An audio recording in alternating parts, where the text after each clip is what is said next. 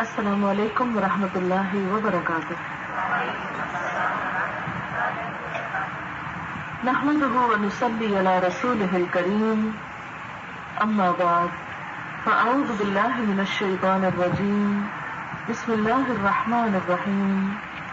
رب اشرح لي صدري ويسر لي امري واحلل عقدة من لساني يفقهوا قولي. ونفخ في الصور فصعق من في السماوات ومن في الأرض إلا من شاء الله ثم نفخ فيه أخرى فإذا هم قيام ينظرون وأشرقت الأرض بنور ربها ووضع الكتاب وجيء بالنبيين والشهداء وقضي بينهم بالحق وهم لا يظلمون ووفيت كل نفس ما عملت وهو أعلم بما يفعلون. وسيق الذين كفروا إلى جهنم زمرا حتى إذا جاءوها فتحت أبوابها وقال لهم خزنتها ألم يأتكم رسل منكم يتلون عليكم آيات ربكم وينذرونكم لقاء يومكم هذا قالوا بلى ولكن حقت كلمة العذاب على الكافرين. قيل ادخلوا أبواب جهنم خالدين فيها فبئس مثوى المتكبرين. وسيق الذين اتقوا ربهم إلى الجنة زمرا حتى إذا جاءوها وفتحت أبوابها وقال لهم خزنتها سلام عليكم طبتم فادخلوها خالدين. وقالوا الحمد لله الذي صدقنا وعده وأورثنا الأرض نتبوأ من الجنة حيث نشاء فنعم أجر العاملين. وترى الملائكة حافين من حول العرش يسبحون بحمد ربهم وقضي بينهم بالحق وقيل الحمد لله رب العالمين. شروع کرتی ہوں اللہ کے نام سے جو بے انتہا مہربان نہایت رحم فرمانے والا ہے. اور سور میں پھونک مار دی جائے گی تو آسمانی زمین میں جو بھی ہیں بے ہوش ہو جائیں گے مگر جو اللہ چاہے. پھر اس میں دوسری مرتبہ پھونک ماری جائے گی تو وہ سب کھڑے ہو کر دیکھ رہے ہوں گے اور زمین اپنے رب کے نور سے جگمگا اٹھے گی. کتاب رکھ دی جائے گی. انبیاء اور شہداء بلا لیے جائیں گے اور ان کے درمیان حق کے ساتھ فیصلہ کیا جائے گا اور وہ ظلم نہ کیے جائیں گے. ہر شخص نے جو کچھ کیا ہوگا پورا پورا لوٹا دیا جائے گا اور وہ خود خوب جانتا ہے جو کچھ بھی وہ کرتے رہے ہیں. اور وہ لوگ جنہوں نے کفر کیا انہیں جہنم کی طرف گروہ در گروہ ہانکا جائے گا یہاں تک کہ جب وہ اس کے پاس آ جائیں گے تو اس کے دروازے کھول دیے جائیں گے اور ان کا داروغہ ان سے کہے گا کیا تمہارے پاس کوئی رسول تم میں سے نہ آئے تھے جو تم پر اپنے رب کی آیات پڑھتے اور تمہیں اس دن کی ملاقات سے خبردار کرتے؟ وہ کہیں گے کیوں نہیں، ڈرانے والے آئے تھے لیکن عذاب کی بات کافروں پر حق ہو گئی. کہا جائے گا جہنم کے دروازے میں داخل ہو جاؤ اور اس میں ہمیشہ رہو. کتنا برا ٹھکانہ ہے تکبر کرنے والوں کا. اور جن لوگوں نے اپنے رب کا تقوی اختیار کیا انہیں جنت کی طرف گروہ در گروہ لے جایا جائے گا یہاں تک کہ جب وہ اس کے پاس آ جائیں گے تو اس کے دروازے کھول دیے جائیں گے اور جنت کے داروغہ یا جنت کے دربان ان سے کہیں گے سلام ہو تم پر، تم اچھے رہے، ہمیشہ کے لیے جنت میں داخل ہو جاؤ. اور وہ کہیں گے سب تعریف اللہ کے لیے ہے جس نے ہم سے کیے ہوئے وعدے سچے کر دیے اور ہمیں اس زمین کا وارث بنایا. جنت میں ہم جہاں چاہیں اپنا ٹھکانہ بنا سکتے ہیں. عمل کرنے والوں کا اجر کتنا اچھا ہے. اور تم دیکھو گے فرشتوں کو کہ عرش کے گرد حلقہ بنائے ہوئے ہوں گے. گھیرا ڈالے ہوئے ہوں گے، اپنے رب کی حمد کے ساتھ اس کی تسبیح کر رہے ہوں گے، اور ان سب کے درمیان حق کے ساتھ فیصلہ کر دیا جائے گا اور پکار دیا جائے گا کہ سب تعریف اللہ رب العالمین کے لیے ہے۔ معزز خواتین، اس وقت میں نے آپ کے سامنے سورۃ الزمر کی آخری چند آیات پڑھی ہیں۔ یہ آیات قرآن حکیم کی ہیں، وہ قرآن جو اللہ نے اپنے بندوں کے لیے نازل کیا، جو زبردست اور حکمت والی ہستی رب العالمین کی طرف سے آیا ہے، کسی انسان کا کلام نہیں ہے، یہ میری بات نہیں ہے، یہ کسی فرشتے یا جن کی بات نہیں ہے، یہ اللہ رب العالمین کی بات ہے۔ اللہ رب العالمین کی بات جو میرے اور آپ سب کی ہدایت کے لیے آئی ہے۔ لیکن اس سے ہدایت کیسے حاصل ہو سکتی ہے؟ اسی وقت جب ہم اس سے ہدایت حاصل کرنا چاہیں، اس کی طرف رجوع کریں، اس سے فائدہ اٹھائیں۔ لیکن بات یہ کہ ہم تو سب اتنے مشغول ہیں، اتنے مصروف ہیں کہ اتنا وقت ہی نہیں ملتا۔ سوچتے تو بہت ہیں، تمنا بھی ہے، خواہش بھی ہے، لیکن عملی طور پر اس کے لیے وقت ہم مسلمانوں میں سے بھی کم ہی لوگوں کے پاس ہے۔ میں صرف آپ کی بات نہیں کر رہی، اگر ہم اسی شہر کی آبادی کو دیکھیں اور پھر اس میں بسنے والے مسلمانوں کو دیکھیں اور پھر تعلیمی اداروں کو دیکھیں، پڑھنے پڑھانے والوں کو دیکھیں، سیکھنے سکھانے والوں کو دیکھیں، ہم سب سچے دل سے اور پوری سچائی کے ساتھ اس بات کا جائزہ لے سکتے ہیں کہ اللہ کی اس کتاب کے ساتھ ہم کیا کر رہے ہیں۔ ہماری زندگیاں گزر جاتی ہیں پڑھتے پڑھاتے، لیکن وقت نہیں ملتا کہ کبھی سنجیدگی کے ساتھ اس کو بھی پڑھا جائے، اس کو بھی سیکھا جائے، اس کو بھی جانا جائے۔ تو پھر جب اس کو سیکھیں گے ہی نہیں کہ اللہ کی طرف سے آئی ہوئی رہنمائی کی بات ہمیں سمجھ بھی کس طرح آ سکتی ہے، اور پھر ہماری زندگی اس کے مطابق کیسے ہو سکتی ہے۔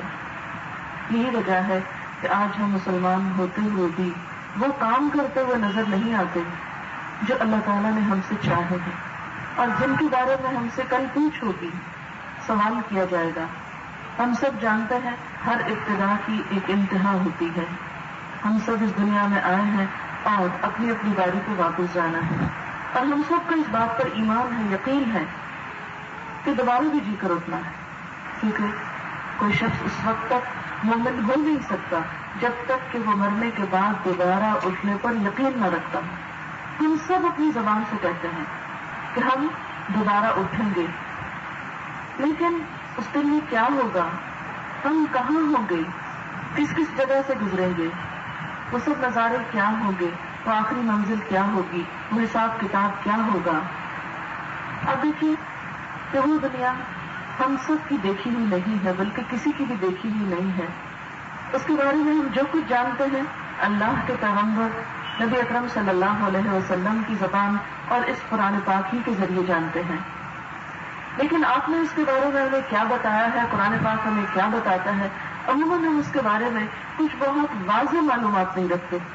اب دیکھیے کہ دنیا میں اگر ہمیں کسی بھی نئے شہر میں، نئے گاؤں میں، نئے ملک میں، نئی جگہ پر جانا ہو تو ہم کیا کیا کرتے ہیں؟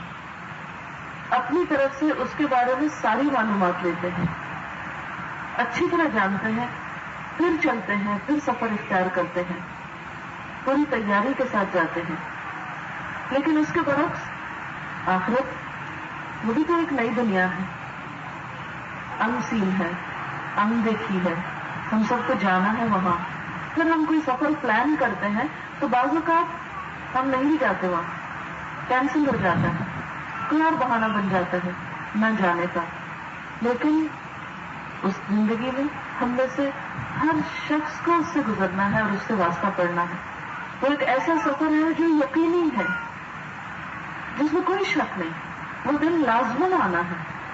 جیسے اس دنیا سے روانہ ہونے کے لیے ہم اپنے سامنے بہت سو کو دیکھتے ہیں جاتے ہوئے، اور جیسا کہ بار بار قرآن حکیم میں کہا گیا ہے، کل نفس ذائقۃ الموت، ہر شخص کو، ہر نفس کو، ہر ذی روح کو، ہر پیدا ہونے والے کو موت کا ذائقہ چکھنا ہے۔ اسی طرح موت کے بعد دوبارہ بھی جی اٹھنا ہے، اور اس دن کو بھی ہمیں فیس کرنا ہے۔ ہمیں اس کا صحیح نقشہ بھی معلوم نہیں۔ اس جگہ کی لمبائی چوڑائی بھی نہیں پتا، وہاں کا موسم بھی نہیں پتا، وہاں کے لوگوں کے بارے میں، وہاں کے انتظامیہ کے بارے میں، پولیس کے بارے میں کچھ بھی خبر نہیں، کچھ زیادہ جانتے ہی نہیں. تو بہرحال یہ آیات جو میں نے آج سلیکٹ کی ہیں یہ اس دن کی ایک چھوٹی سی جھلک دکھاتی ہیں کہ اس دن کام کیسے ہوگا. اور آپ دیکھیے کہ کسی بھی شخص کے عقل مند ہونے کی دلیل یہ ہے کہ وہ کسی بھی کام میں اس وقت ہاتھ ڈالے جبکہ وہ اس کا انجام جان لے. کیونکہ جو شخص انجام کو سامنے رکھے بغیر کام شروع کر دیتا ہے یا انجام کی پرواہ کیے بغیر کام شروع کر دیتا ہے تو وہ کوئی عقل مند شخص نہیں ہوتا اور اس کا فیصلہ درست فیصلہ نہیں ہوتا. مثلاً آپ زندگی کی چھوٹی چھوٹی باتوں میں آپ دیکھیں کہ جب آپ ایک خاص ڈگری کے لیے کوئی ایڈمیشن لینا چاہتے ہیں تو آپ ضرور دیکھتے ہیں کہ اچھا اتنے سال پڑھنے کے بعد مجھے کیا ڈگری ملے گی، پھر اس ڈگری کی ویلیو کیا ہوگی، میں اس ڈگری کو کہاں استعمال کروں گی. پھر آپ قدم اٹھاتے ہیں کہ ٹھیک ہے یہ ڈگری ہوگی، یہ جاب ہوگی، یہ آمدنی ہوگی، اس میں یہ فائدہ ہوگا، اور پھر یہ دیکھتے ہیں کہ میں اس کو کر سکتی ہوں یا نہیں. پھر اس کے بعد آپ کام شروع کرتے ہیں. لیکن کتنے حیرت کی بات ہے کہ ہم اپنی اس دنیا کی جتنی بھی ایکٹیویٹی ہے، جو کچھ بھی ہم کر رہے ہیں، یہ سوچ کے نہیں کر رہے کہ ان سب باتوں کا نتیجہ کیا نکلے گا. مثلا جب ہم جھوٹ بولتے ہیں، کیونکہ جب کسی سے کہا جائے کہ جھوٹ نہیں بولنا چاہیے تو وہ لوگ مذاق اڑاتے ہیں کہ لوگ آج کوئی سچ کا زمانہ ہے، آج سچ کون بولتا ہے، سچ کی تلقین نہیں کیوں کر رہے ہو. تو جھوٹ کو تو ہم نے ایک ویلیبل چیز مان لیا ہے اور فائدے کی چیز سمجھتے ہیں اور مشکلات سے بچنے کا آسان نسخہ سمجھتے ہیں اور اس میں کوئی برائی نہیں سمجھتے. حالانکہ جھوٹ اور ایمان ایک دن میں اکٹھا نہیں ہو سکتا، لیکن بہرحال ہم ایمان والے ہو کر بھی جھوٹ بولنا کو کوئی مشکل بات نہیں سمجھتے. تو جب ہم جھوٹ بولتے ہیں تو ہم کبھی بھی نہیں سوچتے کہ اس کا انجام کیا ہوگا. زیادہ سے زیادہ اگر ہمیں انجام نظر آتا ہے تو ہے کسی کو پتہ چل جائے تو بےزتی نہ ہو جائے، اس سے زیادہ آگے نہیں سوچتے، اس سے آگے ہماری نظر ہی نہیں جاتی. اسی طرح جب ہم کسی کے ساتھ زیادتی کرتے ہیں، کسی کو الزام تراشی کرتے ہیں، کسی کے ساتھ بد اخلاقی کرتے ہیں، کسی کو ستاتے ہیں، پریشان کرتے ہیں، اس کا حق نہیں اس کو دیتے، کر پاتے ہیں کسی کو، تو ہم کیوں نہیں سوچتے کہ اس کا انجام کیا ہوگا. اور خصوصاً اگر ہم دنیا کے لحاظ سے اپنے آپ کو سیف اینڈ ساؤنڈ سمجھتے نہیں، مجھے کوئی کچھ نہیں کر سکتا، میرا کوئی کچھ نہیں بگاڑ سکتا، میں جو چاہوں کروں، میرا کوئی نقصان نہیں کر سکتا، پھر تو ہم اور دلیر ہو جاتے ہیں. تو ہمارا چھوٹا کام ہو یا بڑا، اچھا کام ہو یا برا، ہم اس کے اصل انجام کو سامنے نہیں رکھتے. لیکن عقل مند وہ ہے جو اینڈ کو سامنے رکھ کے پھر سفر شروع کرے. تو بالکل ایسے نہیں جیسے اگر آپ کو کہیں جانا ہے تو پہلے آپ ایڈریس معلوم کرتے ہیں پھر اپنا سفر شروع کرتے ہیں. آپ ایسے تو نہیں کرتے کہ گاڑی نکال لیں اور پھر راستے میں جا کے اچھا وہ گاڑی نکالی کیوں کہ جا پا رہے ہیں، کرنا کیا ہے. تو عقل مند انسان کی کوئی علامت نہیں ہے. تو اس لیے عموماً لوگ جو ہے وہ موت کے ذکر کو، آخرت کے ذکر کو، قیامت کے دن کو اور ان باتوں کو، ان کا ذکر کرنا کوئی زیادہ پسند نہیں کرتے. کہتے ہیں مولوی لوگ ڈراتے رہتے ہیں اور یہ کیا موت کی باتیں اور آخرت کی باتیں. لیکن آپ دیکھیں کہ جتنے بھی عقل مند لوگ تھے وہ جان بوجھ کر بیٹھ کے تذکرہ کیا کرتے تھے، موت کو باقاعدہ یاد کرتے تھے. کیونکہ آپ صلی اللہ علیہ وسلم سے جب پوچھا گیا کہ عقل مند لوگ کون ہیں، سمجھدار لوگ کون ہیں، محتاط لوگ کون ہیں، تو آپ نے فرمایا کہ جو موت کو نہ بھولے اور موت کے بعد گلنے سڑنے کو نہ بھولے، یعنی جو اپنی موت کو یاد رکھتا ہے وہ عقل مند شخص ہوتا ہے. اور پھر ہم دیکھتے ہیں کہ جتنے بڑے بڑے کامیاب انسان گزرے ہیں ان کی یہ زندگیوں میں، مثلا حضرت عمر بن عبدالعزیز کا بہت لوگوں کو معلوم بھی ہے اور ان کی عدالت اور ان کی تعریف بھی سب کرتے ہیں.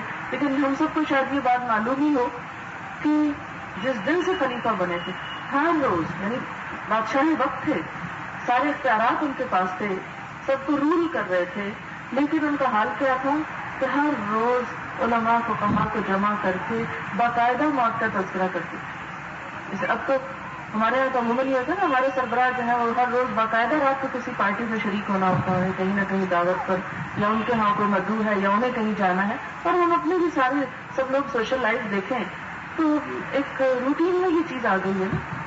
سارا دن کام کیا، تھک گئے، بور ہو گئے، شام کو کہیں آؤٹنگ کے لیے نکلنا، چاہے کہیں بھی نکلیں، کیونکہ ہم نے کسی کو زندگی سمجھ لیا ہے. وہ زندگی تو ہمارے سامنے ہے نہیں. تو بہرحال وہ کیا کرتے تھے کہ ہر روز سب کے ساتھ بیٹھ کر موت کو باقاعدہ یاد کیا کرتے تھے. اور عقل مند تھے نا، وہ ایک دن مرنا تو تھا اور پھر وہ موت آئی اور پوری تیاری کے ساتھ گئے آگے. تو کوئی بھی طالب علم جو تیاری کے ساتھ کمرہ امتحان میں داخل ہوتا ہے اس پر خوف کا وہ عالم نہیں ہوتا جو ایک ایسے شخص پر ہو سکتا ہے جو بغیر تیاری کے امتحان کے کمرے میں جا بیٹھے. تو ہم سب کے لیے بھی اپنے فائدے کی چیز یہی ہے، عقل مندی کی بات یہی ہے کہ ہم اپنے اینڈ کو سامنے رکھ کے اپنی زندگی کا یہ سفر کریں تاکہ کل جب وہ اینڈ، وہ منزل ہمارے سامنے آئے تو ہمیں کوئی گھبراہٹ، خوف اور پریشانی نہ ہو. جیسا کہ قرآن پاک میں کچھ لوگوں کے لیے بشارت ہے کہ وہاں ان کے لیے نہ کوئی گھبراہٹ ہوگی، نہ خوف ہوگا اور نہ کوئی پریشانی ہوگی. بہرحال آئیے قرآن پاک کی ان آیات میں ہم دیکھتے ہیں کہ اللہ تعالیٰ اس دن کا کیا نقشہ ہمیں دکھاتے ہیں اور اس میں ہمارے لیے کیا سبق ہے. وَنُفِخَ فِي الصُّورِ فَصَعِقَ مَن فِي السَّمَاوَاتِ وَالْأَرْضِ، سور میں پھونک مار دی جائے گی. اور سور پھونکنے کے بارے میں حدیث میں آتا ہے کہ حضرت اسرافیل علیہ السلام سر جھکائے، کان لگائے، مستقل طور پر انتظار میں بیٹھے ہوئے ہیں کہ کب اللہ تعالیٰ کا حکم ہو اور فوراً سور پھونک دے. یعنی ان کا اور کوئی کام نہیں، صرف اس انتظار میں بالکل جو کہتے ہیں نا ٹینشن، عام محاورے میں کہتے ہیں، تو پوری طرح مستعد چاقو چوبند بیٹھے ہیں کہ اشارہ ہو اور گھنٹی بجا دی جائے اور سارا نظام زندگی ختم ہو جائے. وَنُفِخَ فِي الصُّورِ، اور سور میں پھونک مارتے ہی کیا ہوگا؟ فَصَعِقَ مَن فِي السَّمَاوَاتِ وَالْأَرْضِ، ہر وہ چیز جو آسمانوں میں ہے. آپ کو معلوم ہے آسمانوں میں بہت سے مخلوق ہے جیسے فرشتے وغیرہ ہیں. ہر وہ چیز جو آسمانوں میں ہے اور وہ جو زمین پہ ہے، جو بھی لائف ہے زمین پہ، آپ دیکھیں صرف انسان نہیں، لاکھوں اقسام کی دیگر مخلوقات ہیں، جانوروں میں، پرندوں، پودوں وغیرہ، ہر چیز میں کتنی اسپیشیز ہیں. فصاعق، سب بے ہوش ہو کے گر پڑیں گے. من فی السماوات ومن فی الارض الا من شاء اللہ، مگر جس کو اللہ چاہے اس بے ہوشی سے بچا لے. اب کیا ہوگا؟ یہاں پہ یہ مختصر سی بات آتی ہے، لیکن دوسری آیات سے ہمیں یہ پتہ چلتا ہے کہ سور پھونکنے کے بعد جب تمام مخلوق ختم ہو جائے گی تو اسرافیل علیہ السلام کو بھی ختم ہو جائیں گے، جو سور پھونکیں گے وہ بھی ختم ہو جائیں گے، اور سوائے اللہ پاک کی ذات کے کوئی بھی زندہ نہ بچے گا. اور اسی حقیقت کے بارے میں قرآن پاک میں آتا ہے کل من علیہا فان، ہر وہ چیز جو زمین پر ہے فان، فنا ہونے والی ہے. وَيَبْقَى وَجْهُ رَبِّكَ ذُو الْجَلَالِ وَالْإِكْرَامِ، اور باقی رہے گی تیرے رب کی ذات جو جلال و اکرام والی ہے. صرف اللہ تعالیٰ کی ذات ایسی ہے کہ اس کے اوپر نہ موت آئے گی اور نہ ہی نیند آتی ہے، اس کو نہ اونگ آتی ہے، ہمیشہ سے ہے، ہمیشہ رہے گا. حی لا یموت ہے، ابداً ابدا ہے، ذو الجلال والاکرام ہے. اس لیے باقی سب ختم ہو جائیں گے. پھر جب تک اللہ چاہے گا ہر چیز ختم رہے گی. پھر جب اللہ تعالیٰ چاہیں گے تو پھر دوبارہ سور پھونکا جائے گا. اللہ تعالیٰ پھر اسرافیل علیہ السلام کو اٹھائیں گے، سور پھونکیں گے، اور پھر فَإِذَا هُمْ قِيَامٌ يَنظُرُونَ، اب اس سور کے پھونکنے پر سب لوگ کھڑے ہو کر دیکھ رہے ہوں گے، یعنی بالکل صحیح سلامت زندہ ہو جائیں گے. کبھی ہم سوچیں نا کہ کیا ہوگا، مثلا اس وقت ہم زندہ ہیں، یہ ہمارا جسم ہے، موو کر سکتے ہیں، ہم بول سکتے ہیں، دیکھ سکتے ہیں، سن سکتے ہیں. ایک وقت آئے گا کہ ہم بالکل بے جان ہو جائیں گے، روح نکل جائے گی، نہ یہ ہاتھ ہل سکیں گے، نہ انسان کی نگاہیں کچھ دیکھ سکیں گی، نہ کان کچھ سن سکیں گے. تو کیا وقت ہوگا؟ پھر اس کے بعد جب تک اللہ چاہے گا روحیں اور جسم الگ الگ رہیں گے. پھر جب اللہ چاہے گا دوبارہ جسموں کو اٹھا کھڑا کرے گا، ساری روحیں واپس اپنے اپنے جسم میں پہنچے گی اور پھر انسان حشر کے میدان میں کھڑا ہوگا. فَإِذَا هُمْ قِيَامٌ يَنظُرُونَ، اور وہ دن کیسے ہوگا؟ وَأَشْرَقَتِ الْأَرْضُ بِنُورِ رَبِّهَا، زمین اپنے رب کے نور سے چمک اٹھے گی. اس وقت تو زمین چمکتی نہیں ہے، لیکن زمین کے چمکنے کو آپ اسی طرح سمجھ سکتے ہیں جیسے چاند چمکتا ہے. سورج اور چاند کیا ہے؟ سیارے ہیں. چاند بھی ایک سیارہ ہے. دن کو آپ اسے دیکھتے ہیں تو وہ نہیں چمکتا، رات کے اندھیرے میں چمک اٹھتا ہے. تو یہ اللہ کے اذن سے ہی ماحول پیدا ہو جاتا ہے کہ ایک ہی سیارہ کبھی آپ اس کو بغیر چمک کے دیکھتے ہیں، کبھی چمک کے ساتھ دیکھتے ہیں. تو یہ زمین قیامت کے دن اس طرح نہ رہے گی. دوسری آیات سے ہمیں پتہ چلتا ہے کہ لا تری فیہا عوجا ولا امتا، اس پر نہ کوئی بل رہے گا، نہ سلبٹ رہے گی، نہ کوئی ٹیلا رہے گا، نہ پہاڑ رہے گا، نہ درخت رہے گا، نہ انسان رہے گا. بالکل سپاٹ سیدھی کر دی جائے گی. بالکل بچھا دی جائے گی اور پھر اس پر انسان کھڑے ہو گئے اس چمکتی زمین پر. ایک حدیث میں آتا ہے کہ جیسے میدے کی روٹی ہوتی ہے سفید، بالکل اسی طرح روٹی کی طرح زمین بالکل اسپاٹ سفید اسموتھ ہو جائے گی اور چمک رہی ہوگی. اچھا چمکنے کا کیا فائدہ ہوگا؟ چمکتی چیز کے اوپر اگر آپ کوئی بھی چیز رکھیں تو وہ فوراً نمایاں ہو جاتی. اس بات کے بتانے کا مقصد یہ ہے کہ انسان کہیں بھی قیامت کے دن چھپ نہ سکے گا. نہ کوئی اوٹ ہوگی، نہ آڑ ہوگی، نہ غار ہوگی، نہ کسی چیز میں گھسنے کی جگہ ہوگی، نہ چھپنے کی جگہ ہوگی، نہ ہی کوئی کیموفلاج کر سکے گا اپنے آپ کو کہ وہ زمین پر ہو اور وہ نظر نہ آئے اللہ تعالیٰ کو. نہیں. اشرقت الارض بنور ربها، زمین اپنے رب کے نور سے چمک اٹھے گی اور اس پر سارے انسان کھڑے ہوں گے اور اب حساب کتاب شروع ہوگا. ووضع الکتاب، اور کتاب رکھ دی جائے گی. یہ کون سی کتاب ہوگی؟ یہ نامہ اعمال کی کتاب ہوگی. نامہ اعمال کے بارے میں یہ بات بھی یاد رکھیے کہ ایک تو ہر شخص کا انڈیویجول نامہ اعمال ہے، فردن فردن ہر ایک کا. جیسے میرے اپنے ذاتی عمل دائیں بائیں فرشتے بیٹھے ہوئے ہیں، ان علیکم لحافظین کراما کاتبین. پھر اس نامہ اعمال میں وہ عمل بھی ہے جو ہم خود اپنے ہاتھوں سے کرتے ہیں اور وہ عمل بھی ہے جو ہمیں دیکھ کے لوگ کرتے ہیں. جیسے قرآن پاک میں آتا ہے انا نحن نحیی الموتى ونکتب ما قدموا وآثارهم، یقیناً ہم مردوں کو زندہ کریں گے اور ہم لکھ رہے ہیں جو بھی وہ خود آگے بھیج رہے ہیں اور جو ان کے آثار ہیں. آثار کا لفظ جو ہے یہ اثر سے ہے. اثر کہتے ہیں نشان کو. نشان کیا؟ جیسے امپریشن ہوتا ہے، جیسے تھمب امپریشن ہے، یہ ہاتھ کا نشان یا انگوٹھا جیسے لگتا ہے، تو اسی طرح اس کا ایک اثر رہ جاتا ہے، یعنی نشان رہ جاتا ہے. تو انسان جو کچھ بھی بات کرتا ہے، مثلا ہماری جو باتیں ہیں جب ہم بولتے ہیں تو ہوا کی لہروں میں یہ سب کچھ محفوظ ہو جاتا ہے. آج آپ دیکھیں کہ انسان کے اپنے ہاتھوں کے بنائے ہوئے ایسے آلات موجود ہیں جہاں انسان کی آوازیں محفوظ ہیں، انسان کے ایکشنز محفوظ ہیں. تو قیامت کے دن اللہ تعالیٰ کے لیے کچھ بھی مشکل نہ ہوگا کہ ان ساری آوازوں اور سارے ایکشنز کو ری پلے کر دیا جائے اور ہر چیز سامنے آ جائے. تو ایک تو انسان کے اپنے عمل، مثلا نماز روزہ پڑھی، اچھے کام کیے برے کام کیے، اس کا نامہ اعمال. دوسرا حصہ نامہ اعمال کا ہمیں دیکھ کر اگر کسی اور نے نماز پڑھ لی یا ہمیں دیکھ کے کسی نے چھوڑ دی، دونوں ہی طریقے ہو سکتے ہیں نا، کہ ہمارا عمل دیکھ کے ہم نماز پڑھتے ہیں اور دین کے نمائندے بنتے ہیں، تو ہمارا کوئی اخلاق یا عمل دیکھ کے تو کوئی شخص بدظن ہو جائے اور وہ چھوڑ بیٹھے تو اس کو بھی ذمہ داری پھر بنتی ہے. تو یہ جو آسان ہے. اور پھر تیسری چیز یہ کہ مرنے کے بعد 3 چیزیں انسان کے آثار میں شمار ہوتی ہیں. ایک اس کی اولاد، ایک اس کا مال اور ایک اس کا علم. اپنی زندگی میں انسان مال جہاں جہاں خرچ کرتا ہے یا مرنے کے بعد وصیت کر جاتا ہے اچھے کاموں کے لیے، صدقہ جاریہ کے جتنے کام ہوتے ہیں اس میں جتنا جو مال لگا رہتا ہے جب تک وہ کام ہوتا رہتا ہے انسان کے نشان بنتے رہتے ہیں یا اس کے لیے اس میں اجر جمع ہوتا رہتا ہے. پھر دوسری چیز انسان کی اولاد ہے. آپ عام طور پر بھی دیکھیں نا کہ اولاد کو ماں باپ کے مرنے کے بعد کیا کہتے ہیں، یہ فلاں کی نشانیاں ہیں. تو اولاد ویسے بھی نشانیاں ہیں. پھر اسی طرح مرنے کے بعد ہمارے بارے میں لوگ جو باتیں کرتے ہیں، یعنی لوگوں کی گواہی بھی لکھی جاتی ہے ایک مرنے والے کے حق میں یا خلاف.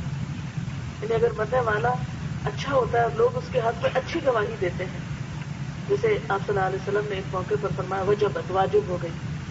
تو لوگوں نے کہا کیا واجب ہوگی؟ کس کے؟ فرمایا اس میت کے لیے جنت واجب ہوگی کیونکہ اس کے پیچھے لوگ اس کے حق میں گواہی دے رہے ہیں. اور ایک دوسرے کے بارے میں بھی فرمایا جہنم واجب ہو گئی کیونکہ لوگ اس کے خلاف گواہی دے. جو لوگ دنیا میں ظلم ستم کرتے ہیں، ستاتے ہیں دوسروں کو، تو ان کے پیچھے لوگ جو فریادیں کرتے ہیں اور جو لوگوں کو تکلیف پہنچتی ہے وہ سب خلاف گواہی جمع ہوتی ہے.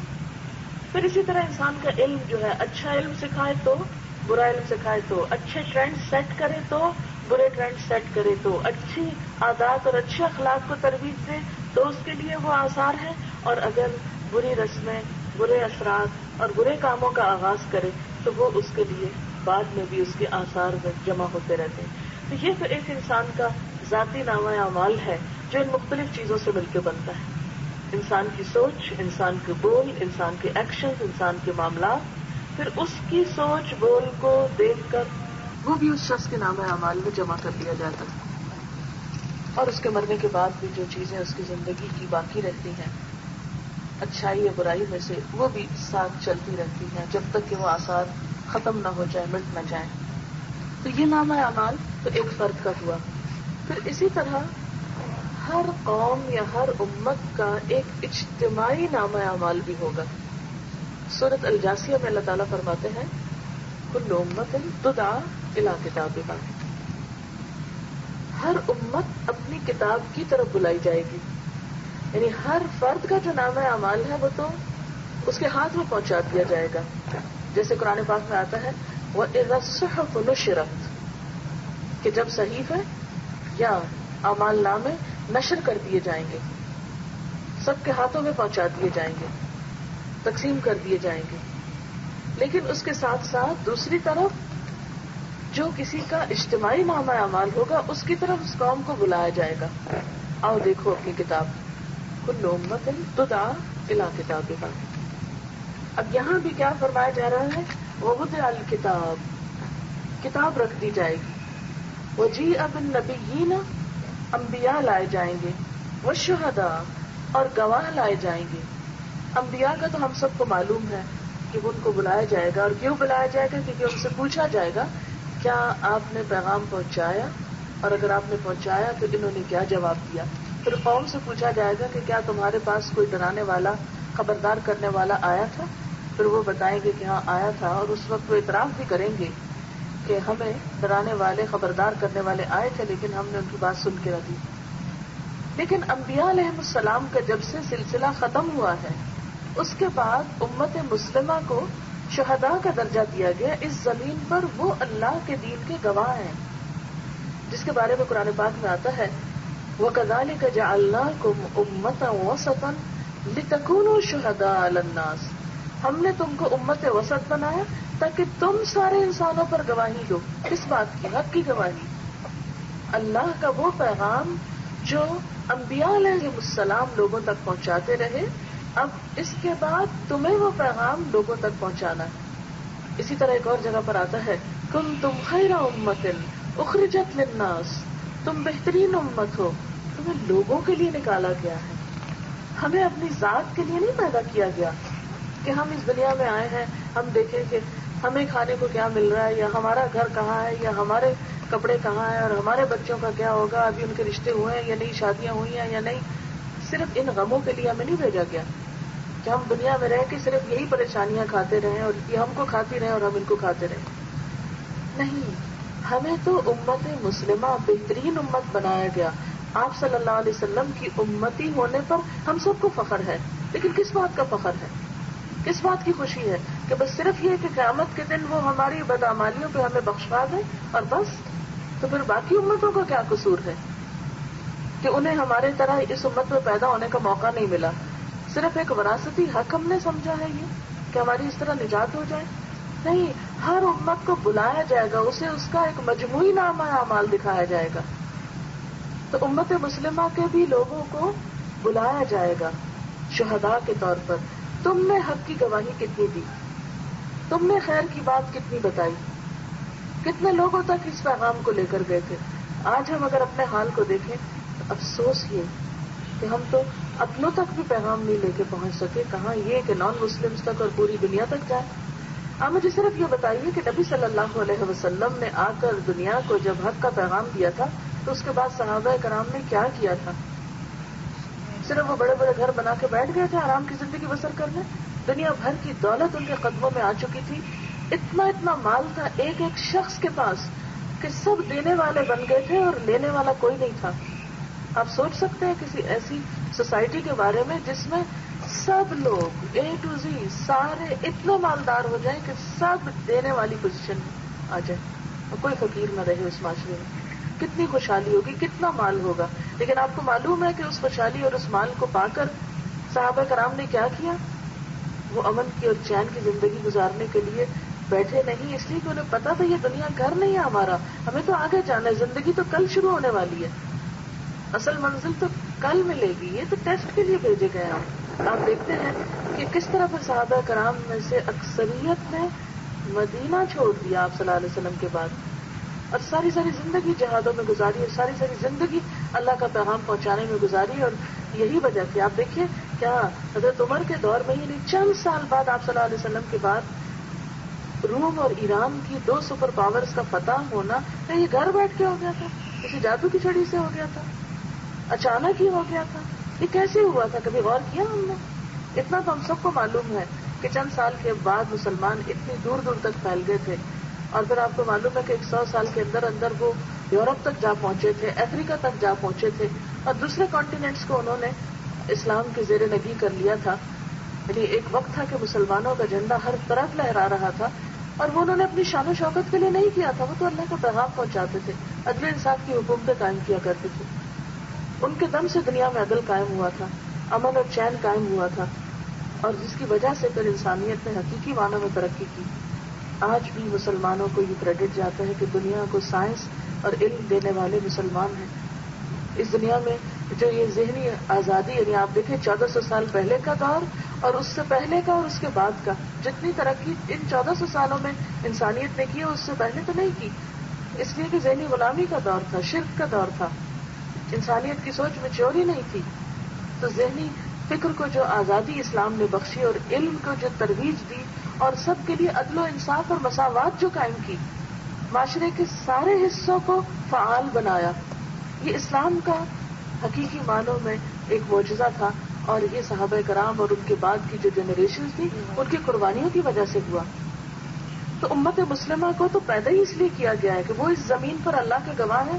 کل قیامت کے دن ہم سب سے بحیثیت امت کے پوچھ ہونے والی ہے کہ ہم نے اپنی اس ذمہ داری کے لیے کتنے لوگ تیار کیے، ہم نے اس کام میں کتنی کنٹریبیوشن کی کہ پوری دنیا پر اللہ کا پیغام پھیل جائے. آپ کو معلوم ہے نا انسان کیوں بنا ہے؟ سب جانتے ہیں نا، قرآن میں لکھا ہوا ہے ما خلقت الجن والانس الا لیعبدون، میں نے جن اور انس کو اپنی عبادت کے لیے پیدا کیا ہے.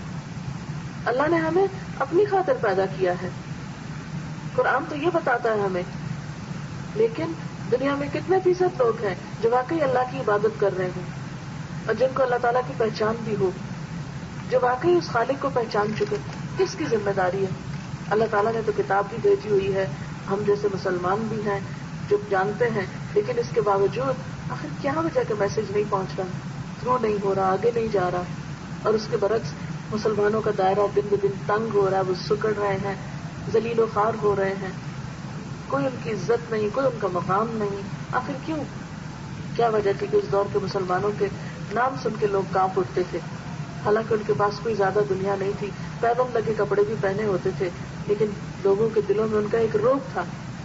آج ہمارے پاس سب کچھ ہوتے ہوئے، ہر طرح کے وسائل ہوتے ہوئے، پھر بھی کوئی مقام نہیں، کوئی عزت نہیں.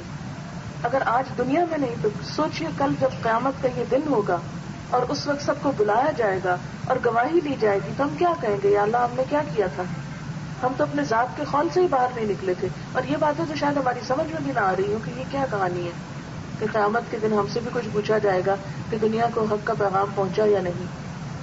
وقضی بینہم بالحق، اور لوگوں کے درمیان انصاف سے حق کے ساتھ فیصلہ کیا جائے گا. وہم لا یظلمون، کسی پہ بھی ظلم نہیں ہوگا. ووفیت کل نفس ما عملت، ہر شخص کو اس کے کیے کا پورا بدلہ دے دیا جائے گا. وہو اعلم بما یفعلون، اور یہ سارے اعمال نامے اور سب باتیں لکھوانے کے باوجود اللہ تعالیٰ خود زیادہ بہتر جانتا ہے کہ لوگ کیا کر رہے ہیں. وسیق الذین کفروا الی جہنم زمرا، اور جہنم کی طرف کافروں کو گروہ در گروہ لایا جائے گا. یعنی کہ ایک ایک شخص کو پکڑ کے اس میں پھینکا جائے گا، پورے پورے گروہ آئیں گے، انبوہ آئیں گے لوگوں کے جو اکٹھے پھینکے جائیں گے. کیوں گروہوں میں کیوں لایا جائے گا؟ یہ گروہ کس بنیاد پر بنے ہوں گے؟ جس بنیاد پہ دنیا میں بنتے ہیں. یہ وہی گروہ ہوں گے جو آج بنے ہوئے ہیں، اور انہی گروہوں میں ہم کل اٹھائے جائیں گے. آج دنیا میں جس گروہ کے اندر ہم اپنے آپ کو شمار کرتے ہیں، کل قیامت کے دن اسی گروہ میں اٹھیں گے. اور اسی طرح کافروں کے اندر بھی گروہ بندی، کوئی مشرک ہے تو منافق ہے، تو کوئی کافر ہے، تو کوئی کسی دین کا ہے، تو کوئی کسی مذہب کا ہے. تو کفر کی جتنی بھی قسمیں ہیں ان کے الگ الگ ان کے عقائد کے اعتبار سے، اعمال کے اعتبار سے ان کے گروہ ہوں گے، اور گروہ در گروہ جہنم میں لائے جائیں گے، یہاں تک کہ جب وہ اس کے پاس پہنچیں گے تو جہنم کے دروازے کھول دیے جائیں گے. آپ کو معلوم ہے کہ جہنم کے دروازے کتنے ہیں؟ قرآن پاک میں اللہ تعالیٰ فرماتے ہیں لہا 7 ابواب لکل باب منہم جزء مقسوم. جہنم کے 7 دروازے ہیں اور ہر دروازے کے لیے لوگ تقسیم کیے جا چکے ہیں. لکل باب، ہر باب یا دروازے کے لیے، منہم ان میں سے یعنی ان انسانوں میں سے، جزء ایک حصہ ہے، مقسوم ڈیوائیڈڈ یا تقسیم کیا ہوا، کس کو کدھر سے جانا چاہیے. اور پھر آپ جانتے ہیں کہ جہنم کے نہ صرف یہ کہ 7 دروازے ہوں گے بلکہ اس کے 7 طبقے بھی ہیں، 7 لیولز ہیں.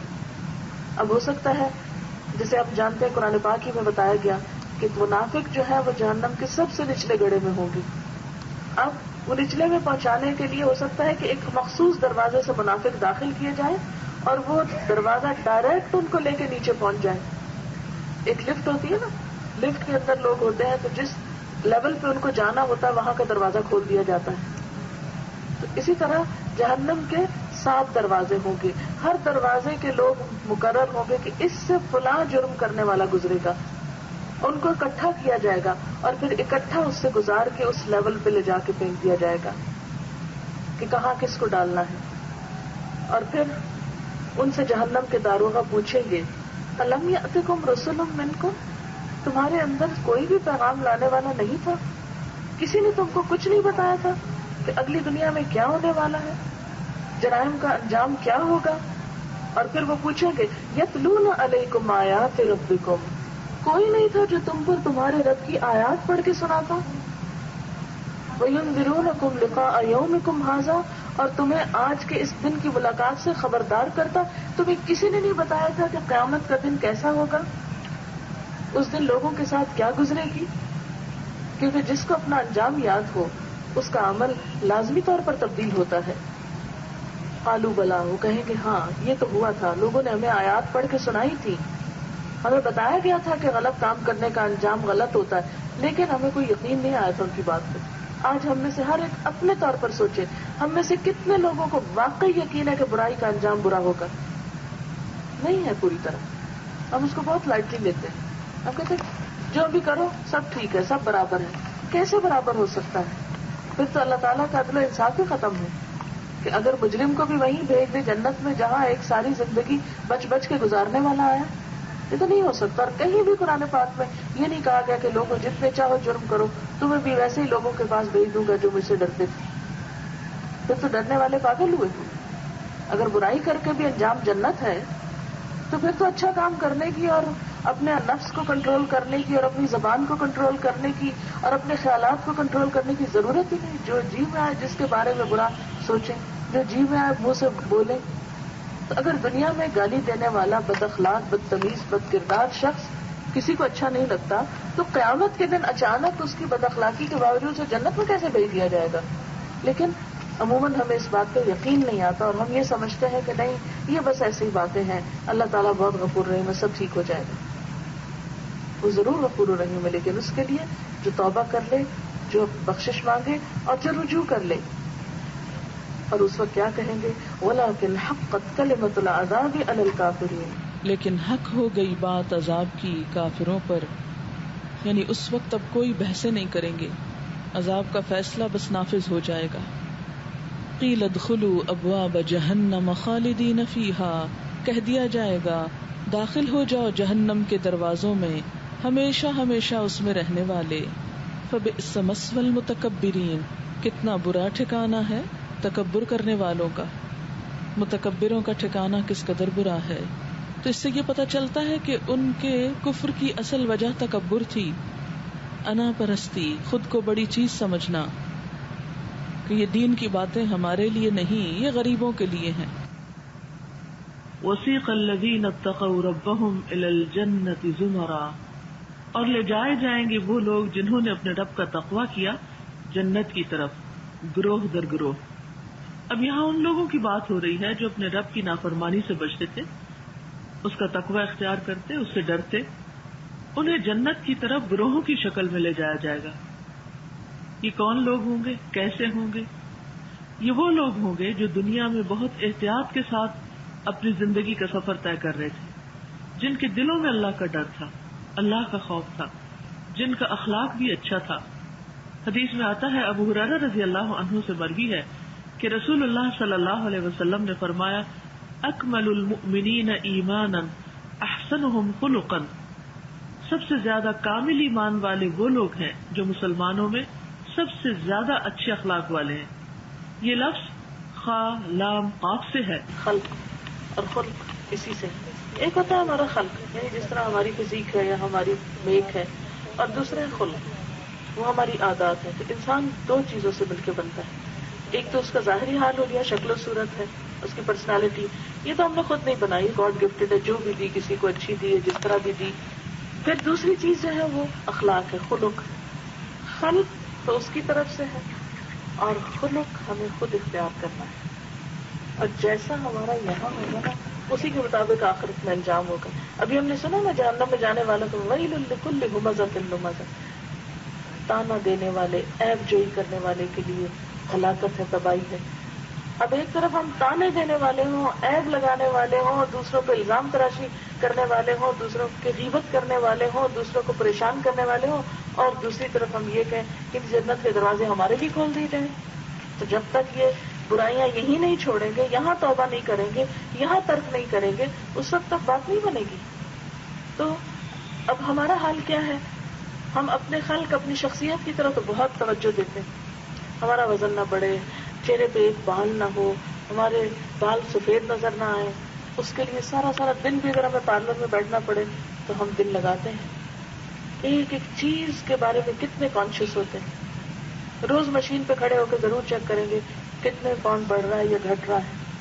اپنی شخصیت کی ظاہری پہلوؤں کے بارے میں ہم میں سے ہر ایک بہت کنسرنڈ ہے، لیکن اللہ تعالیٰ نہ ہماری شکل و صورت دیکھتا، جیسے کہ حدیث میں آتا ہے ان اللہ لا ينظر الى صورکم واموالکم، اللہ کو نہ تمہارے مال دیکھنے ہیں نہ تمہاری شکل و صورت دیکھنی ہے، ولکن ينظر الى قلوبکم واعمالکم، لیکن وہ تو تمہارے دلوں کو دیکھتا، تمہارے عمل دیکھتا، تم کرتے کیا ہو. تو اس لیے خلق سے زیادہ خلق کی طرف توجہ دینے کی ضرورت ہے، کیونکہ جنت میں جانے والوں کی سب سے بڑی خوبی ہی اچھا اخلاق ہوگی، بہترین اخلاق کے لوگ. آپ دیکھیں کہ انسان کا جب نامہ اعمال تلے گا نا تو اس وقت جو بھی نیکیاں ہوں گی، نماز، روزہ، حج، زکوٰۃ، سب اپنی جگہ، لیکن جو ہی اخلاق ڈالا جائے گا اعمال نامہ ایک دم جھک جائے گا. سب سے وزنی بات جو ہے وہ اخلاق ہے. یعنی ٹھیک ہے عبادات کا اپنا ایک وزن ہے، اللہ کے ذکر کا اپنا ایک وزن ہے، وہ اپنی جگہ، لیکن جو ہی اچھا اخلاق لا کے رکھا جائے گا ایک دم نیچے ہو جائے گا اور انسان کامیاب ہو جائے گا. آپ صلی اللہ علیہ وسلم نے فرمایا کیا تمہیں معلوم ہے قیامت کے دن میرے سب سے زیادہ قریب کون لوگ ہوں گے؟ وہ جو تم میں سب سے اچھے ہیں اخلاق ہیں، احسنہم خلقا، سب سے قریب، یعنی آپ کی مجلس کے، آپ کے قریب ہونے والے لوگ بہترین اخلاق کے مالک ہوں گے. اور وہ کون ہیں؟ جو منکسر المزاج ہیں، جن کے اندر عاجزی ہے، تکبر نہیں، ہٹ درمی نہیں، جو محبت کرتے ہیں اور ان سے محبت کی جاتی ہے، یہ بھی ان کی شناخت بتائی گئی ہے.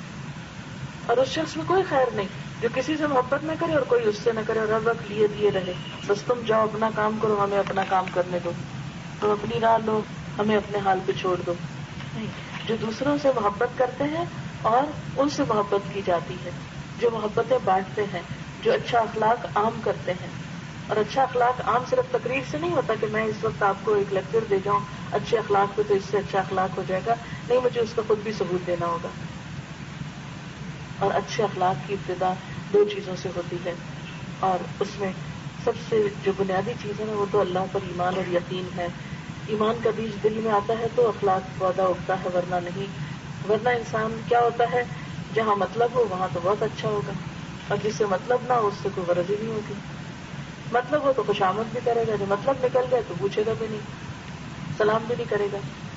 نہیں، آپ صلی اللہ علیہ وسلم نے ایک بہت بڑا میزان دے دیا ہم کو، اور وہ کیا ہے؟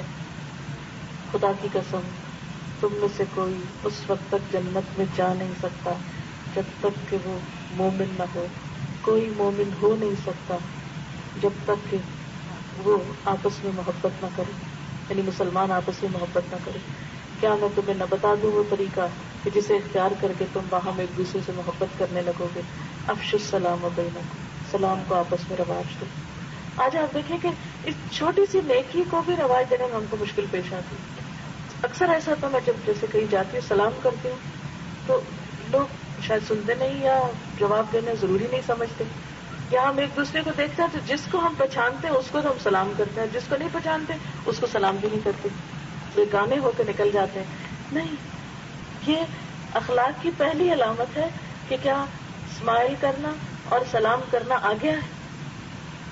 اور اگر یہ دو چیزیں نہیں آئیں تو پھر اخلاق کا آغاز بھی نہیں ہوا. اور پھر سب سے بڑی بات یہ, کوئی کرے یا نہ کرے, کسی کو ہم پہچانتے ہوں یا نہ پہچانتے, یعنی اس کو بھی سلام کرو جس کو پہچانتے, اس کو بھی کرو جس کو نہیں پہچانتے. اب دیکھیں ہم ایک اسکول کالج گھر میں ہوتے ہوئے بھی ہم گھر والوں کیوں نہیں سلام کرتے, تو اپنے کسی اسکول کالج میں کیوں نہیں کرتے, لوگ کیا کہیں گے, ان کو کیا مطلب ہے. نہیں, کوئی مطلب نہیں ہے, دین کا ایک حکم ہے. صحابہ کرام اتنا کثرت سے سلام کرتے تھے کہ اگر کہیں اکٹھے جا رہے ہوتے تھے اور جاتے جاتے جیسے رستہ بدل جاتے کہ سارے ایک جگہ سے نہیں گزر سکتے, کچھ ادھر سے گزرے کچھ ادھر سے گزرے, کے بیچ میں کوئی ٹیلا درخت ہے یا کچھ, اور پھر اس کے بعد پھر جب ملتے تھے پھر ایک دوسرے کو سلام کرتے تھے. اتنا زیادہ کثرت سے سلام کرتے تھے. آج ہمارے معاشرے میں سلام ہی جیسی چیز اٹھ گئی. اور سلام ہے کیا؟ سلامتی کی دعا, تم سلامت رہو. اب دیکھیں کہ اگر ہمیں اردو میں کوئی کہتا نہیں نا تم سلامت رہو, تم سلامت رہو, تم پہ سلامتی سلام, تمہارے جان سلامت, مال سلامت, صحت سلامت, تو ہم کتنے خوش ہوں. واہ, اتنی دعائیں مل رہی ہیں ہم کو. دیکھیے السلام علیکم بھی بالکل یہی دعا ہے کہ تم پر ہر طرح کی سلامتی ہو. تو ہم کسی کو اور کوئی ہمیں پوری سلامتی کی دعا دیتا ہے تو یہ کوئی معمولی چیز تو نہیں ہے. لیکن ہم نے اس کی جگہ ہائے, ہیلو اور نہ جانے اوٹ پٹانگ قسم کے الفاظ چن لیے جن کا کوئی مطلب نہیں. کوئی ڈکشنری کھول کے دیکھے کیا مطلب ہے ان لفظوں کا, اور اس میں ہمیں فخر ہے. یہ ہم اپنے بچوں کو ادب سکھا رہے ہیں, اور ادب کے نام پر ہم ایلین کلچر سکھا رہے ہیں, اور اپنے اس کلچر سے بیگانے ہو رہے ہیں جس پر ہمارے ایمان کا دار و مدار ہے, جس پر ہمارے اچھے انجام کا دار و مدار ہے. آپ دیکھیں غیروں کے طریقے سیکھ کر ہمیں غیروں نے بھی کوئی گھاس نہیں ڈالی. جن کے طریقوں پہ ہم چلنا چاہتے ہیں ان کی نگاہ میں ہماری کوئی عزت نہیں, ہم جتنے چاہیں جوتے چاہتے ہیں ان کے. جب وہاں سے بھی کچھ نہیں مل رہا, اللہ تعالیٰ کے یہاں سے بھی کچھ نہیں مل رہا, اس سے بڑا خسارہ کیا ہو سکتا ہے. نہ خدا ہی ملا نہ وصال صنم. اچھی چیز اس کو نظر آتی ہے, الحمدللہ کہتا ہے. کوئی تکلیف پہنچتی ہے, انا للہ پڑھتا ہے. کوئی خوبصورت چیز دیکھتا ہے, ماشاءاللہ کہتا ہے. وعدہ کر رہا ہے, انشاءاللہ کرے. قدم قدم پہ اللہ کا نام لے رہا ہے. ہم نے ان لفظوں کا اتنا مذاق اڑایا کہ اب ڈر کے مارے انشاءاللہ بھی نہیں کہتے, ڈر کے مارے ماشاءاللہ بھی نہیں کہتے, کیونکہ بعض لوگوں نے ماشاءاللہ کو ہر وقت بے وقت استعمال کیا اور اس کو اتنا گھسا پٹا دیا کہ وہ اب پراپر جگہ پر بھی یوز کرتے ہوئے بھی لوگ ڈرتے ہیں. اور اگر کوئی لفظ یہ بولے تو لوگ کہتے ہیں اوہ تم بھی فنڈامنٹلسٹ ہو گئے. مجھے کبھی سمجھ نہیں آتی اپنے دین کا خود مذاق, یہ تو ایسے ہی اپنا مذاق اڑا رہا ہو کوئی. ہم مسلمان ہیں, ہمیں ان ساری چیزوں پر فخر ہونا چاہیے, یہ ہمارے دین کے طریقے ہیں. لیکن آج آپ دیکھیں کہ ہمارے بچے جو کچھ بھی پڑھ رہے ہیں اور جو کلچر سیکھ رہے ہیں, اور اس میں ہمارا بھی ایک حصہ اور ہاتھ ہے کہ کس چیز کو پروموٹ کر رہے ہیں. تو بہرحال متقی لوگ جنت کی طرف گروہوں میں لے جائے جائیں گے, اور وہ بھی گروہ کس بنیاد پر ہوں گے؟ اگر ان کے درمیان واقعی تقویٰ کی بنیاد پر تعلق ہوا, جہاں اللہ کا خوف ہوا, اللہ کی محبت ہوگی, تو وہ بھی اکٹھے کر دیے جائیں گے, چاہے وہ کسی بھی صدی کے لوگ ہوں یا کسی بھی علاقے کے لوگ ہوں گے. ٹائم اور اسپیس جو ہے یا فاصلے جو ہیں اس میں کوئی حیثیت نہیں رکھتے ہوں گے. یہاں بھی کیا ہوگا, حتی اذا جاؤہا, یہاں تک کہ جب وہ اس کے پاس آئیں گے, وہ فتحت ابوابہا, اور اس کے دروازے بھی کھول دیے جائیں گے. اچھا, ایک اچھی بات یہ ہے کہ جنت کے 8 دروازے ہیں, جہنم کے 7 ہیں اور جنت کے 8 دروازے ہیں. نبی صلی اللہ علیہ وسلم ایک مرتبہ جنت کے دروازوں کے بارے میں بتا رہے تھے کہ نماز پڑھنے والے ایک دروازے سے داخل ہوں گے, روزے والے ایک باب الریان سے داخل ہوں گے, اور اسی طرح یعنی ایک انسان مثلا نماز روزہ سب کچھ کرتا ہے, مگر ہر انسان کے اندر آپ نے دیکھا ہوگا, غور کیا ہوگا, کوئی ایک بات بہت ہوتی ہے. مثلا وہ بہت روزے رکھتا ہے, یا بہت صدقہ خیرات کرتا ہے, یا بہت نمازیں پڑھنے والا ہے. یعنی آپ اگر لوگوں کی نیکیوں پر غور کریں, ان کی عادات یا اخلاق پر, تو مختلف لوگوں کے اندر مختلف کوالٹیز ملے گی. بہترین جو مثال ہے وہ صحابہ کرام کے اندر ہے. مثال کے طور پر آپ دیکھیں گے کہ حضرت ابوبکر کی پرسنالٹی جو ہے اس میں ایک اور طرح کا خشوع اور ایک اخلاق نظر آتا ہے. پھر اسی طرح حضرت عمر رضی اللہ تعالیٰ عنہ کے اندر ایک اور طرح کی جرأت اور ایک اور طرح کی قوت نظر آتی ہے. حضرت عثمان رضی اللہ تعالیٰ عنہ اپنے حیا کے اعتبار سے بہت زیادہ معروف اور مشہور تھے. حضرت علی رضی اللہ تعالیٰ عنہ حکمت کی وجہ سے, علم کی وجہ سے معروف تھے. تو اب آپ کے ساتھی ہیں سارے، لیکن ہر ایک کے اندر ایک خاص خوبی ہے، ہر ایک خاص نیکی میں آگے بڑھا ہوا ہے۔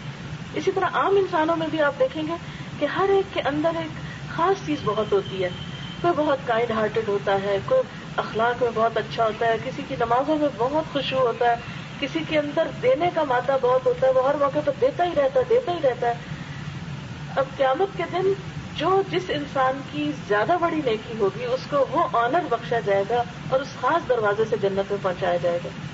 اچھا، جہنم کے 7 درجے ہیں نا لیول، لیکن جنت کے 100 لیولز ہیں۔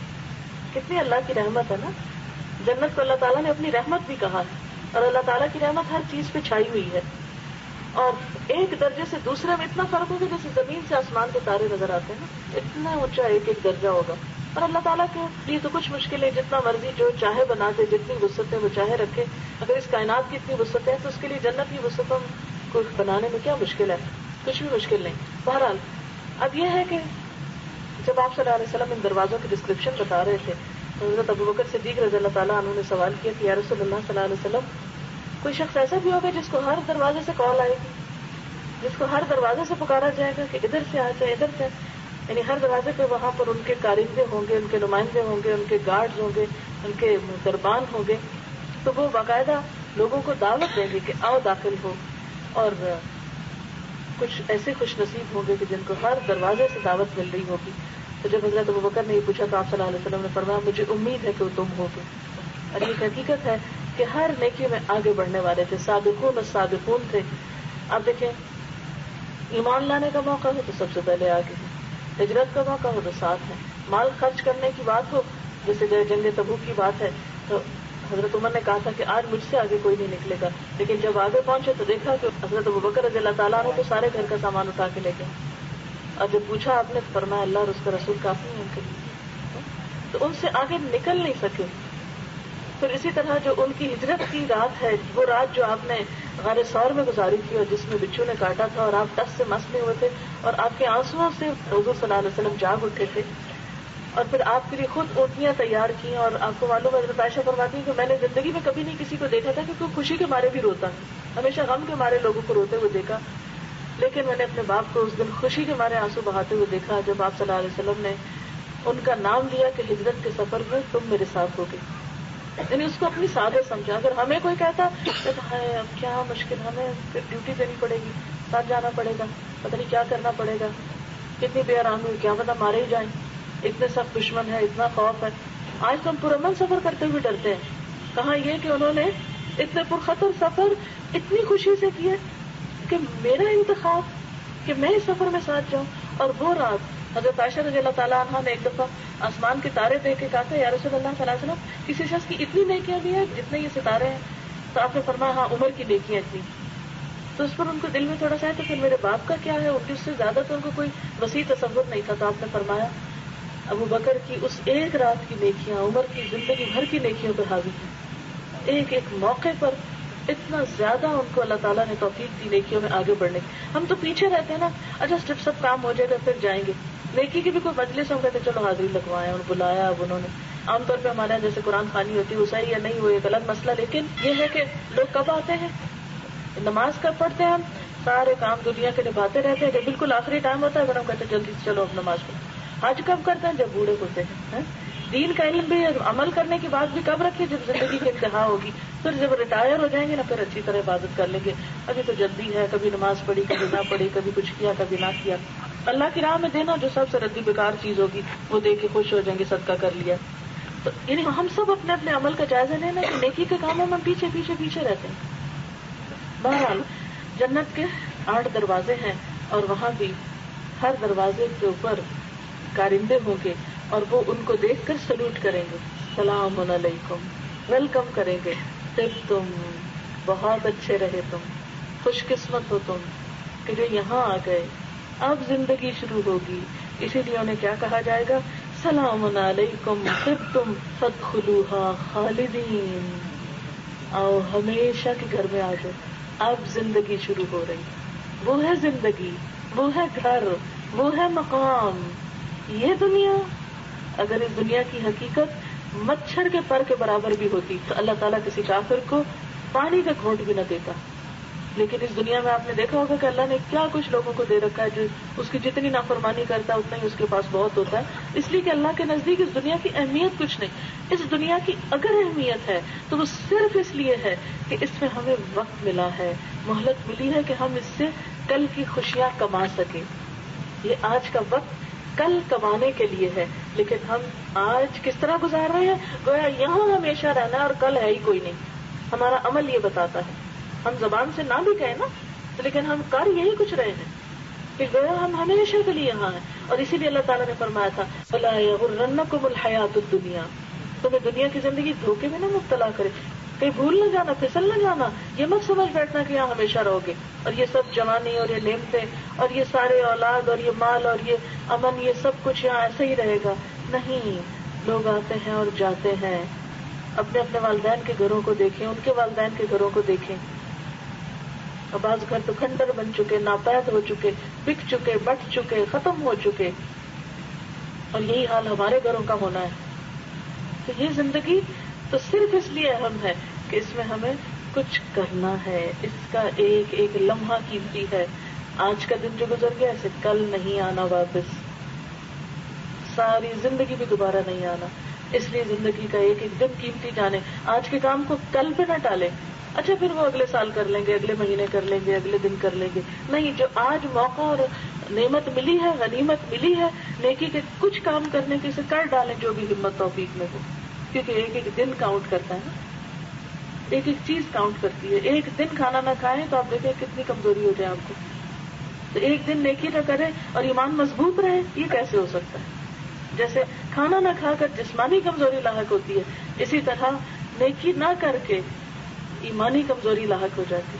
تو اس کو اتنا کمزور نہ ہونے دیں کہ وہ ٹمٹماتا چراغ بن جائے کہ جس کی روشنی میں پھر کچھ نظر ہی نہ آئے کہ کرنا کیا ہے. وقالوا الحمد للہ الذی صدقنا وعدہ. جنت میں پہنچ کے جنتی لوگ سب سے پہلے کیا کہیں گے؟ اللہ کا شکر جس نے اپنا وعدہ سچا کر دیا. کیونکہ ابھی تو ہمیں یقین نہیں ہے نا کہ اللہ کا وعدہ سچا ہے، لیکن وہاں جا کے جب ہو جائے گا تو پھر کہیں گے ہاں واقعی سچ تھا. صدقنا وعدہ وأورثنا الأرض نتبوأ من الجنة حيث نشاء. ہمیں جنت کا وارث بنا دیا. اچھا وارث کیوں؟ اس لیے کہ حضرت آدم علیہ السلام کو پہلے بھیجا گیا تھا نا وہاں، اور پھر شیطان نے نکلوا دیا تھا وہاں.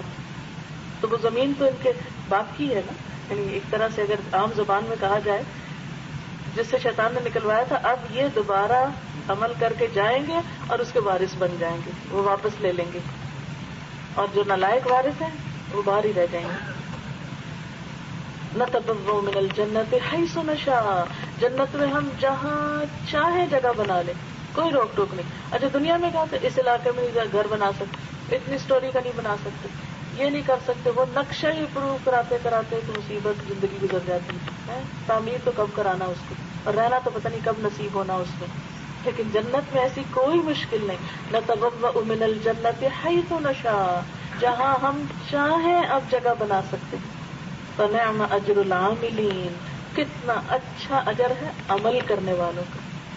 اور ہم عمل ہی کی طرف نہیں آتے اور عمل ہی کو زیادہ فائدہ مند نہیں سمجھتے. ہم سمجھتے ہیں آرام سے بس جو جیسے چاہیں زندگی بسر کر جائیں، جنت تو دکھائی ہوئی ہے ہم نے. اور یہاں اللہ تعالیٰ بار بار عمل کی بات کر رہے ہیں. وَتَرَى الْمَلَائِكَةَ حَافِّينَ مِنْ حَوْلِ الْعَرْشِ. اور تم دیکھو گے فرشتوں کو کہ عرش کے گرد گھیرا ڈالے ہوئے ہوں گے، پوری طرف سرکل بنائے ہوں گے. تو کروبی کہا جاتا ہے ان فرشتوں کو. یسبحون بحمد ربہم. اور ان کا ایک ہی ترانہ ہوگا، اپنے رب کی حمد کے ساتھ تسبیح پکار رہے ہوں گے سب مل کر. وقضی بینہم بالحق. حشر کا میدان ختم، عدالت برخاست، سب کے درمیان سچا فیصلہ ہو گیا. جنت والے اپنی جگہ جا پہنچے، جہنم والے ہمیشہ کی سزا کے لیے اپنے ٹھکانے جا پہنچے. موت کو ایک مینڈے کی شکل میں لا کے ذبح کر دیا جائے گا. کوئی بھی اب نہیں مرے گا. اب ہمیشہ کی زندگی کا آغاز ہو گیا اور زندگی شروع ہو گئی. اب ہر کوئی اپنے اپنے ٹھکانے پہنچ گیا اور فرشتے اب پھر سے اپنی تسبیح پکار رہے ہیں. وقضی بینہم بالحق. ابتدا کہاں سے ہوئی تھی کہ وجیء بالنبیین والشہداء. وضع الکتاب. اعمال نامہ رکھ دیا گیا، انبیاء شہداء بلا لیے گئے، سب کو ان کا اعمال کا بدلہ دکھا دیا گیا، جنت والے جنت میں اور جہنم والے جہنم میں، سب اپنے اپنے ٹھکانے پہ پہنچ گئے. اور آخری بات کیا ہوگی؟ وقیل الحمد للہ رب العالمین، اور پکار دیا جائے گا اللہ کا سب شکر جو رب ہے جہانوں کا. یہ وہی جملہ ہے جو ہمیں قرآن پاک کے آغاز میں دیا گیا ہے، جس سے ہمارے قرآن کی ابتدا ہوتی ہے. الحمد للہ رب العالمین سے آغاز، اور قیامت کے دن جب سب فیصلے ہو چکے ہوں گے اور جنت والے جنت میں پہنچیں گے تو بے ساختہ ان کے منہ سے وہی جملہ نکلے گا جس سے ان کی کتاب ہدایت شروع ہوتی تھی. الحمد للہ رب العالمین، سب تعریف اور سب شکر اللہ کے لیے ہے جو رب ہے تمام جہانوں کا. یہ ہے ہماری زندگی کا انجام. لیکن ہم میں سے کتنے اس کے لیے فکر مند ہیں، کتنے اس کی تفصیل جاننا چاہتے ہیں، کتنے اس کے لیے تیار ہیں، کتنے اس کا غم رکھتے ہیں. سچی بات ہے ہمیں اس کا غم نہیں، ہمیں دنیا کا غم ہے، اس لیے وہ غم یاد ہی نہیں. ایک دل میں کتنے غم جمع ہو سکتے ہیں، لیکن حقیقت یہ ہے کہ جس کے دل میں آخرت کا غم لگ جائے اس کو دنیا کا غم بھول جاتے ہیں. اس لیے اس غم کے مقابلے میں یہ غم ہے ہی کوئی نہیں. یہ تو سب عارضی ہیں. آپ نے دیکھا ہوگا کوئی مسئلہ ہمیشہ مسئلہ تھا نہیں، ہر مسئلہ آتا اور چلا جاتا، ایک وقت آتا ختم ہو جاتا، لیکن یہ مسئلہ کبھی ختم نہیں ہوگا اگر خدا نہ خواستہ پیش آئے. اس لیے ہم سب کو اپنی اپنی اصلاح اور پھر اپنی اصلاح کے ساتھ ساتھ معاشرے کی اصلاح اور پھر اپنے مسلمان معاشرے کی اصلاح کے ساتھ ساتھ پوری دنیا کی ہدایت اور پوری دنیا کو اللہ تعالیٰ سے متعارف کرانے اور اپنے رب اور خالق کو پہچان کر اس کا حق ادا کرنے کے لیے کوشش کرنی ہوگی. یہ ہم سب کی ذمہ داریوں میں شامل ہے. اللہ تعالیٰ ہمیں اس کی توفیق عطا فرمائے.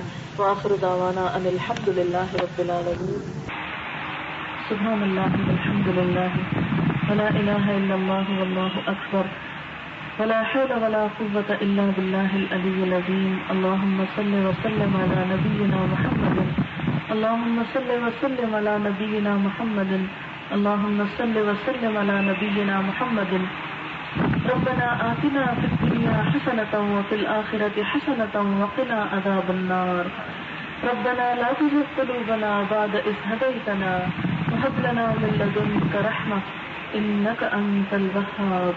ربنا هب لنا من أزواجنا وذرياتنا قرة أعين واجعلنا للمتقين إماما. یا اللہ پاک جو کچھ ہم نے پڑھا ہے سنا ہے اپنی رحمت سے قبول فرما. جو بات تیری مرضی کے مطابق ہوئی ہو ہمیں اس پر عمل کی توفیق عطا فرما. کوئی بات اگر ایسی بھول کر زبان سے نکلی ہو جو آپ کو پسند نہ آئی ہو تو ہم سب کو اس سے دور کر دے. ہمارے دلوں میں ایمان کی روشنی اور حرارت پیدا کر دے. ایمان کا بیج ہمارے دلوں میں مضبوط ہو جائے. اور یا اللہ ہمیں بہترین اخلاق اور بہترین عبادات کی توفیق عطا فرما. یا اللہ پاک تمام مسلمانوں کے دلوں کو باہم جوڑ دے. یا اللہ سب کے اندر اخلاص پیدا کر دے. یا اللہ ہم سب کے اندر بہترین اتحاد پیدا فرما. یا رب العالمین ہماری اولادوں کو ہمارے لیے صدقہ جاریہ بنا، انہیں ہماری آنکھوں کی ٹھنڈک بنا، انہیں دنیا اور آخرت کی کامیابی عطا فرما. ہمارے والدین پر اپنی رحمت فرما. لا حول ولا قوة الا باللہ العلی العظیم. یا اللہ پاک جو کچھ ہم نے سنا ہے اسے ہمارے حق میں حجت بنانا، ہمارے خلاف حجت نہ بنانا. اللہ ہمیں آخرت کے عذاب سے بچا لینا، اس حال والے دن امن میں رکھنا. یا اللہ تو ہمیں بہترین عمل کی توفیق عطا فرما اور اپنی رحمتوں سے ڈھانپ لینا. یا اللہ جنت الفردوس میں جگہ عطا فرمانا. یا اللہ اس گھر پر اپنی خیر و برکت نازل فرما. جنہوں نے اس مجلس کا اہتمام کیا انہیں اس کی بہترین جزا عطا فرما. یا اللہ سب آنے والوں کی دلوں کی دعائیں پوری فرما. ہم سب کو اپنے دین کی محبت عطا فرما اور ہمارے لیے دین سیکھنے کے راستے آسان کر دے. ربنا تقبل منا انك انت السميع العليم وتب علينا انك انت التواب الرحيم. وصلى الله تعالى على خير خلقه محمد وعلى آله واصحابه واهل بيته اجمعين برحمتك يا ارحم الراحمين. الہی آمین. سبحانك اللهم وبحمدك نشهد ان لا اله الا انت نستغفرك ونتوب اليك.